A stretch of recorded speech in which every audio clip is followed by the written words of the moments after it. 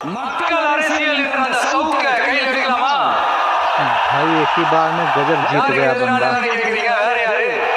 மறைமுக உறவுக்காரர்களான பாசிச பாஜகவும் பாய்சன் திமுகவும் தான். बात के समय में गजब का भीड़ है। மாண்புமிகு பிரதமர் நரேந்திர மோடிஜி அவர்களே, மூணாவது முறையா ஒன்றியத்தோட ஆட்சி அதிகாரத்தை நீங்க தான் கையில் வச்சிருக்கீங்க. இல்ல தெரியாம தான் கேட்கிறோம். நீங்க ஆட்சிக்கு வந்தது ஒட்டுமொத்த மக்களுக்கு